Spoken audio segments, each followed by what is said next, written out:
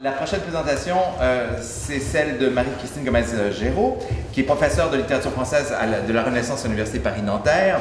Elle a consacré ses recherches au récit de voyage au 16e, 17e siècle, en mettant l'accent sur les questions de l'altérité et de la communication linguistique.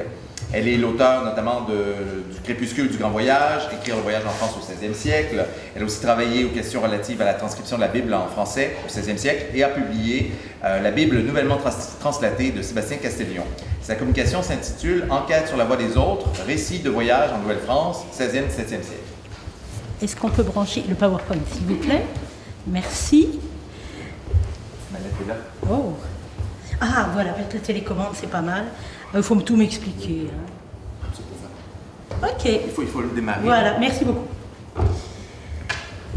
Alors, je vais commencer par reprendre un peu dans mon introduction les présupposés méthodologiques de notre rencontre, en soulignant que l'intitulé de notre rencontre invite à une archéologie qui prendrait pour matériaux les textes.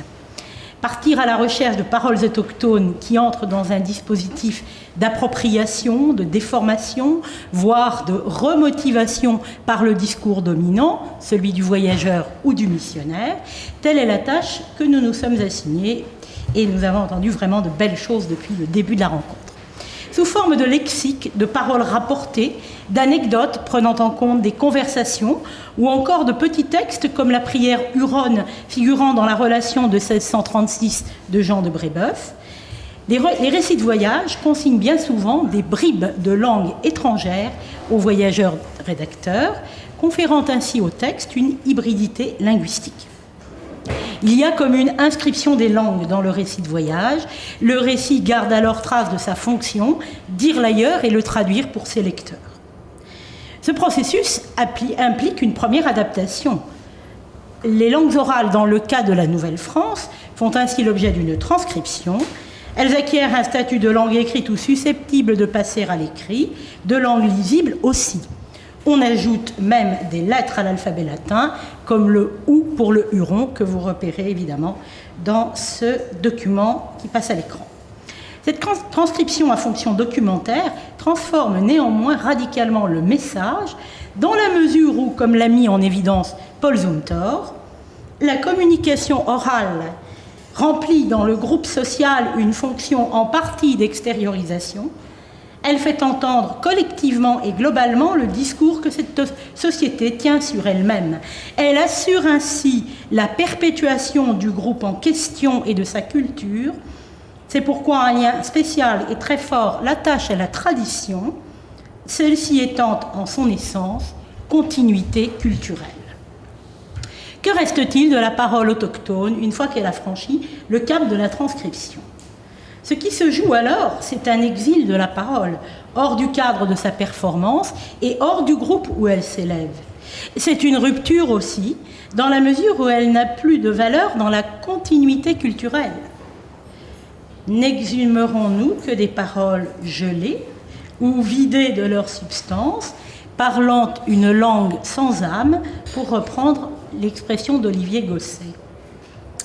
Dans le même article, dont je vous ai donné un passage, Paul Zumthor donne une autre piste d'investigation, celle de la voix qui déborde la parole. Et c'était une enquête donc sur la voix autochtone dans les récits de voyage en Nouvelle-France, entendus, alors vous savez, de l'actuel Canada à l'actuel Brésil, que je consacrerai mon propos, consciente de la difficulté, voire du paradoxe de l'entreprise, consciente aussi des distorsions que les voyageurs enregistrent. Parle-t-on de la voix des autochtones? Dans quelles circonstances? Quel est enfin l'effet produit sur le rédacteur des récits? Et quelles conséquences pouvons-nous en tirer dans une étude qui s'oriente, comme à mon habitude, vers la perception de l'altérité? Je diviserai mon propos en 2 points. Premièrement, voix et performance.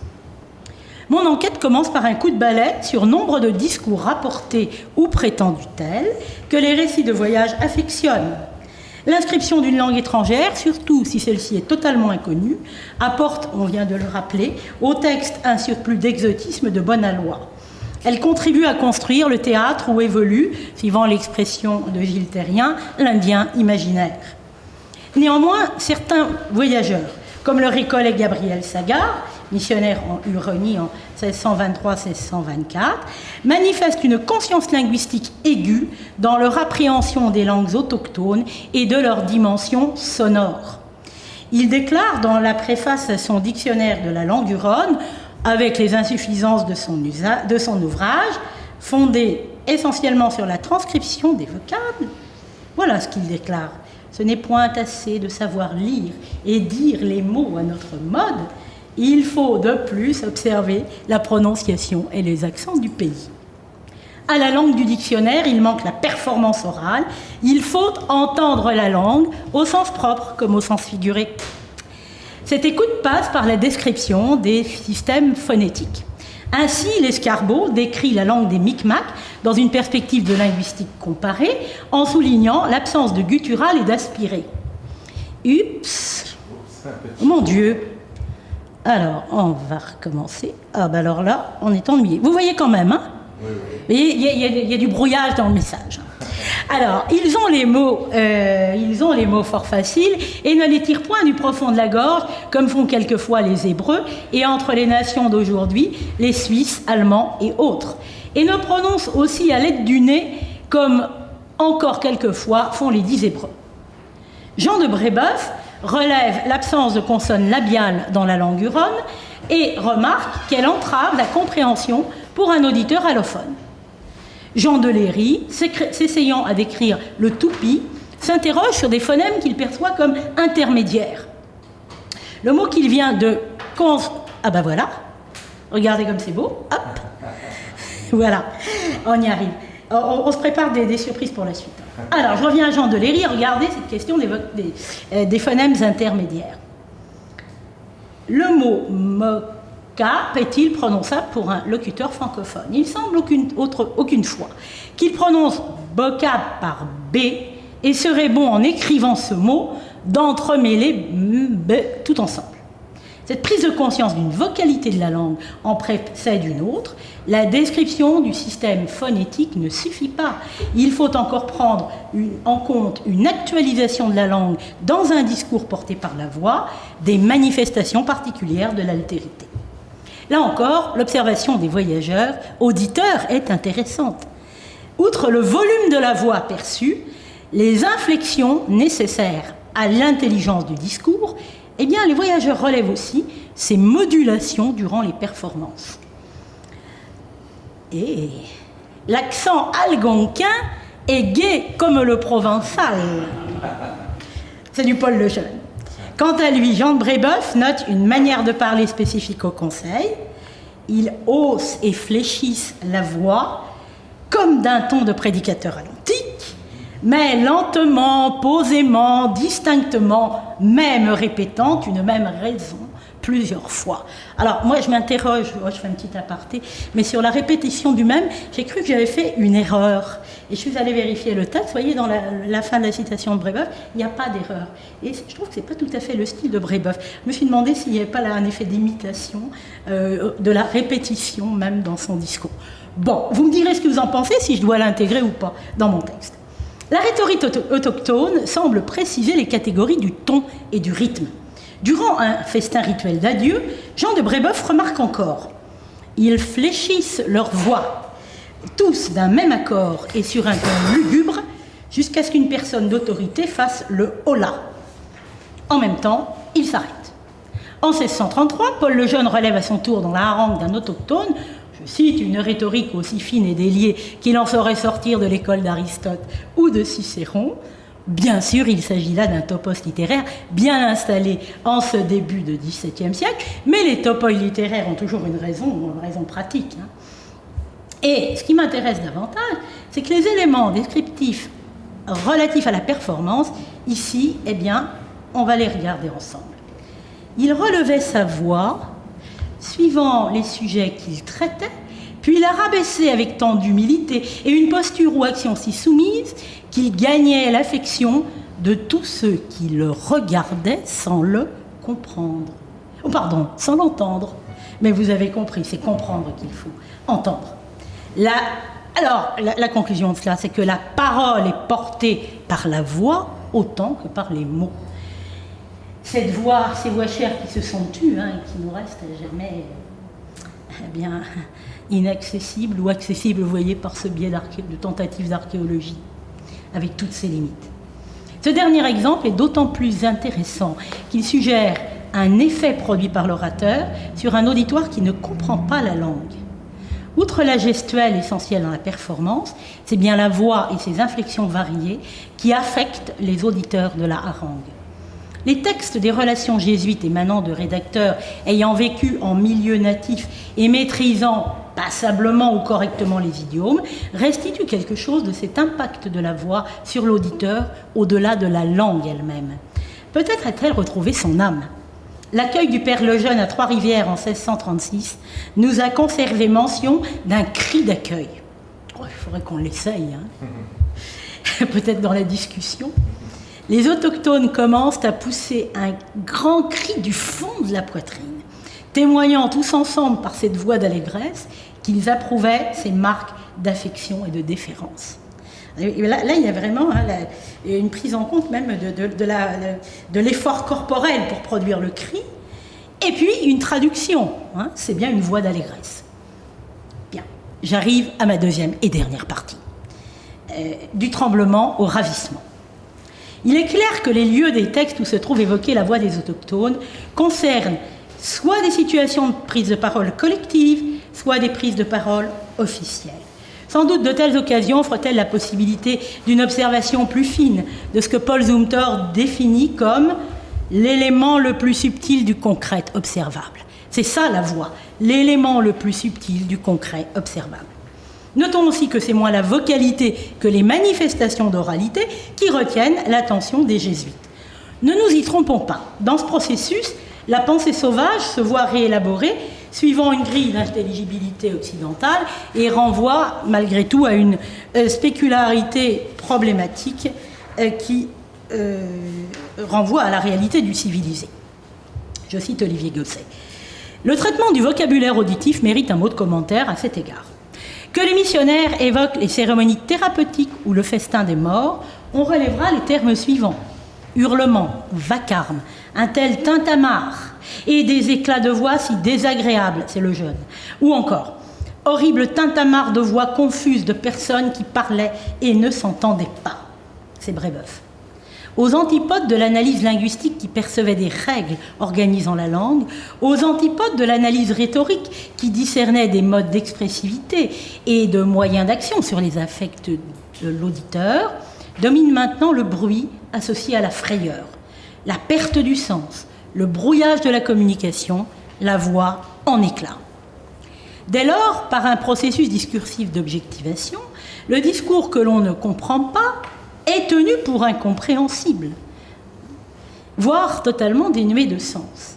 La terreur liée aux impressions auditives dans cet espace finit par faire des voix un élément qui construit le non-sens. Elle perturbe la communication au point de rejeter à distance l'observateur et l'observé. L'impression déborde maintenant la raison. Il est clair pour le lecteur moderne que c'est le spectacle de rites inassimilables qui engendre le malaise du spectateur. Néanmoins, il ne faut pas se jeter trop vite sur ce qui apparaît comme une évidence, forgée quand même, il faut bien le dire, par un discours historiographique qui survalorise exclusivement la relation de domination. Pour être sage, il faut toujours revenir à Montaigne.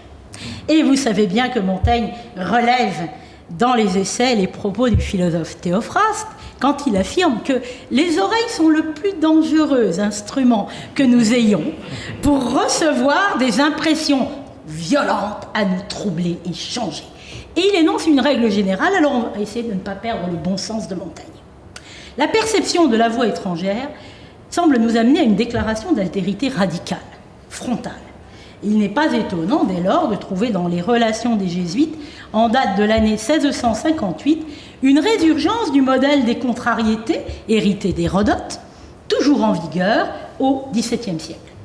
Le père Jean Boucher y recourt pour évoquer les morts de l'Égypte dans son bouquet sacré en 1614, mais avant lui, Louis Froès, que connaît bien Guy Poirier, jésuite missionnaire en Extrême-Orient, avait lui aussi élaboré sur cette structure un petit traité pour évoquer les Japonais, en soulignant, suivant l'expression d'Alexandre Valignan, que là-bas, tout va à l'envers de notre Europe. Mais je vous dis, il y a le modèle d'Hérodote derrière. L'originalité du chapitre 4 de la relation de 1658 concerne la thématique de la perception sensorielle. C'est un passage extraordinaire. Et alors, déclare le rédacteur jésuite, ce qui est sucre aux uns est de l'absinthe aux autres. On est sur le modèle de la contrariété. Et il va passer au crible les 5 sens. Alors il arrive à l'oreille.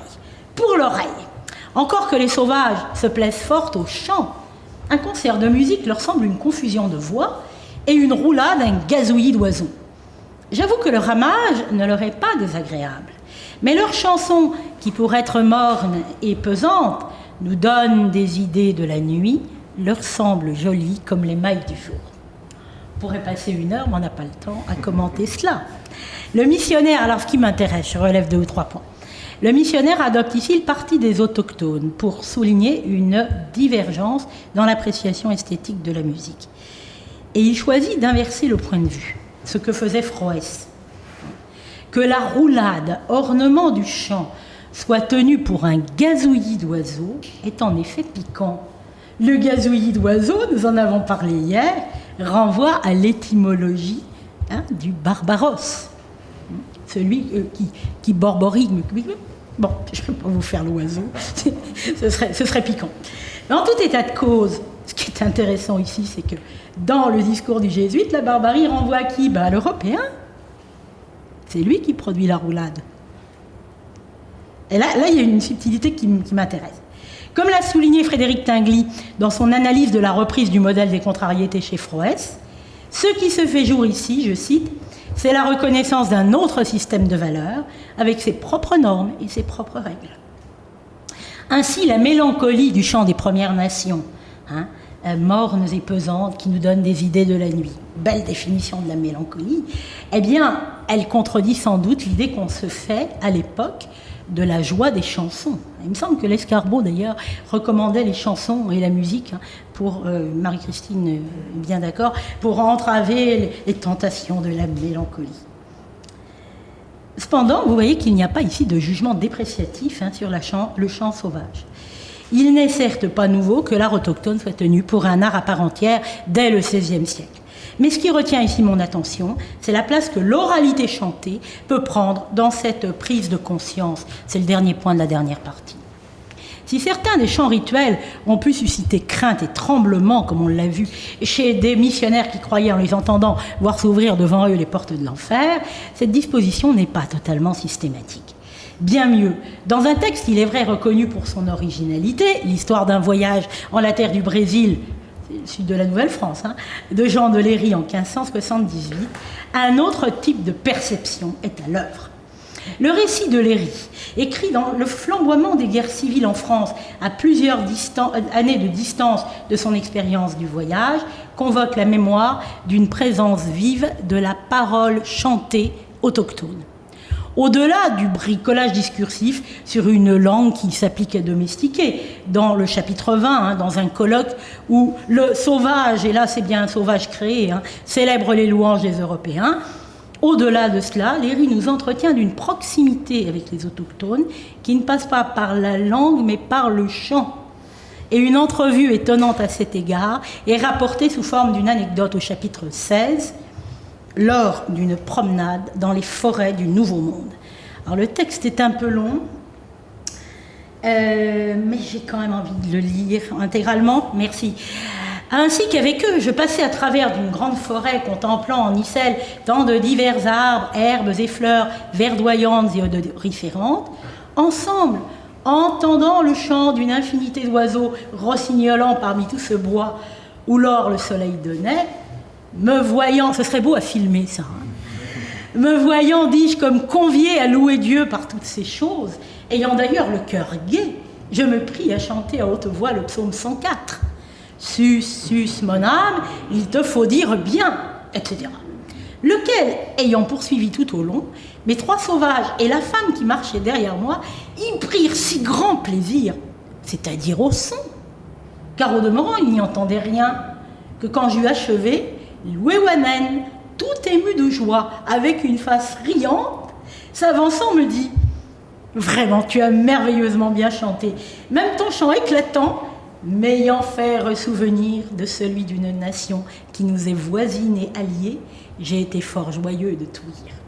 Mais me dit-il, nous entendons bien son langage, mais non pas le tien, par quoi je te prie de nous dire de quoi il a été question en ta chanson. » Et alors commence la leçon de catéchisme qui restera sans lendemain, c'est une autre histoire. Cette anecdote demanderait un long commentaire, il y en a eu des bribes à travers Nathalie Dauvois et Marie-Madeleine Fontaine il y a longtemps. Mais une chose qui a été remarquée et qui m'a littéralement saisie cette fois-ci, donc il faut relire les textes, c'est que la parole de Louéouanen pose une similitude entre le chant de Léry, le psaume de louange, et un autre, celui d'une nation voisine et alliée.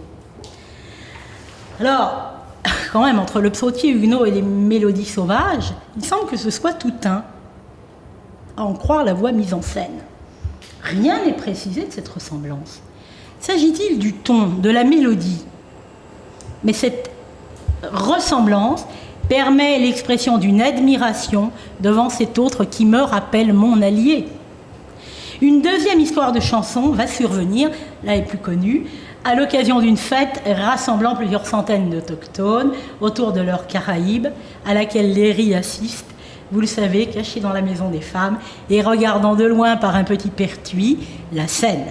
Michel de Certeau avait fait une magnifique analyse de ce passage. Ce passage longuement glosé, nous allons le relire ensemble. Au lieu que du commencement, j'avais quelques craintes, je commence un peu loin, vous le trouvez, oui. Au lieu que du commencement, j'avais eu quelques craintes, j'eus lors en récompense une telle joie que non seulement, oyant les accords si bien mesurés d'une telle multitude, et surtout pour la cadence et le refrain de la ballade, à chacun couplet, tous entraînant leur voix disant